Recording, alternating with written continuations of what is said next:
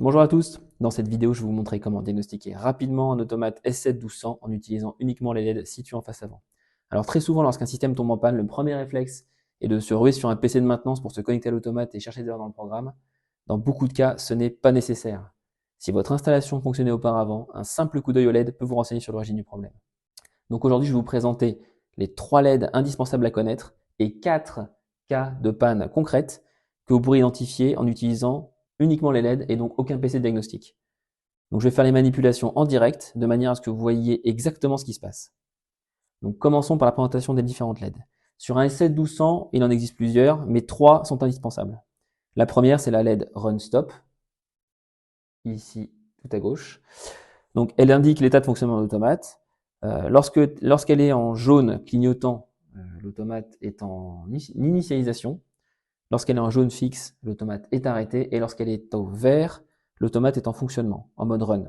Donc, ce qui signifie que l'automate est correctement alimenté et que le programme s'exécute. La LED erreur, juste ici. Donc, comme son nom l'indique, elle signale la présence d'une erreur. Donc, l'erreur peut venir du matériel, de la configuration ou du programme. Si cette LED est allumée, il y a nécessairement quelque chose à vérifier. Et enfin, à sa droite, la LED maintenance, indiquée mainte, donc qui indique qu'une action de maintenance est en cours ou qu'une intervention est recommandée. Donc elle est très souvent liée à des forçages actifs. Donc maintenant que vous connaissez ces LED, nous allons passer à des cas concrets que vous pouvez rencontrer sur le terrain. Donc le cas numéro 1, le classique, l'automate hors tension. Donc regardez l'automate actuellement, il n'est pas alimenté et toutes les LED en face avant sont éteintes. Donc si votre programme ne fonctionne plus du tout, votre système ne réagit pas du tout, un rapide coup d'œil à la face avant de l'automate et vous voyez dans le cas où toutes les LED sont éteintes que l'automate n'est pas alimenté. Dans ces cas-là, vérification de l'alimentation, donc 230 volts ou 24 sur le modèle d'automate, vérification des états de disjoncteur, de l'état des fusibles, déborder l'alimentation, vérifier que les vis sont correctement serrées, vérifier que les câbles sont correctement enfichés dans les différentes bornes. Le cas numéro 2, l'automate en stop. Donc là, l'automate en stop, ça signifie que le programme n'est plus exécuté. Donc pour passer l'automate en stop, j'ai d'abord commencé par l'allumer, l'alimenter. L'automate est alimenté, donc vous constatez que la LED Run Stop commence à flasher en jaune avant de s'établir en vert fixe. Voilà. Donc là, l'automate est sous tension et en run. Donc ce que je vais faire maintenant, c'est l'arrêter. Donc il faut savoir que sur un S7-1200, il n'y a pas de commutateur physique en face avant de l'automate. Donc l'arrêt se fait depuis les outils en ligne de TIA Portal. Donc là, je vous demande de me faire confiance sur l'arrêt. Je me connecte et je clique sur stop. Je confirme. Voilà. Donc là, vous voyez bien que la LED run stop passe à jaune fixe. Donc ça signifie que l'automate est bien alimenté, mais que le programme ne s'exécute plus. Alors, important à retenir, un automate peut passer en stop suite à une action manuelle, comme ce que je viens de faire à l'instant, mais également à la suite d'une erreur ou d'un défaut. Donc pensez, dans le cas où votre programme, comme pour le cas précédent, ne répond plus, vérifiez les LED en face avant. Si la LED stop est en jaune, ça signifie que votre automate est arrêté. Vous pouvez donc tenter déjà dans un premier temps de le redémarrer avant de vous connecter évidemment avec un PC. Le cas numéro 3, donc les forçages oubliés.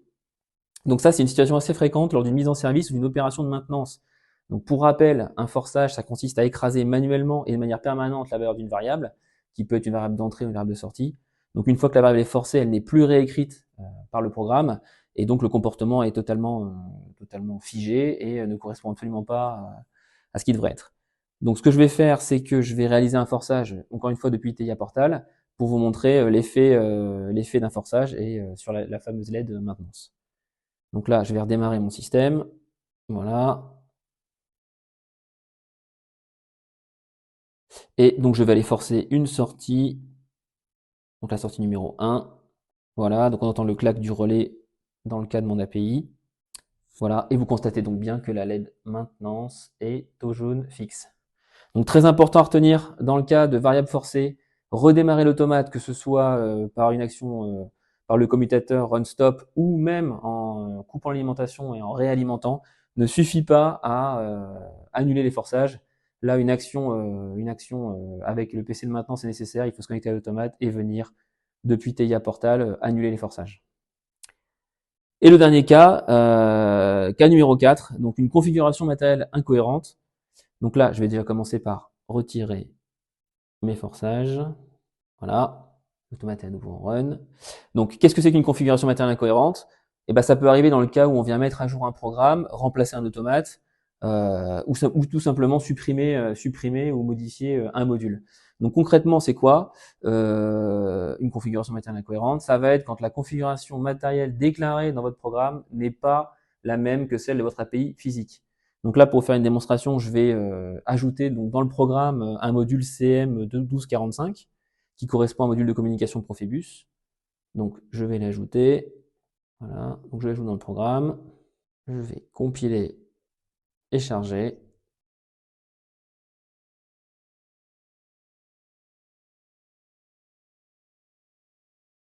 Et voilà, donc là vous constatez que la LED erreur clignote en rouge.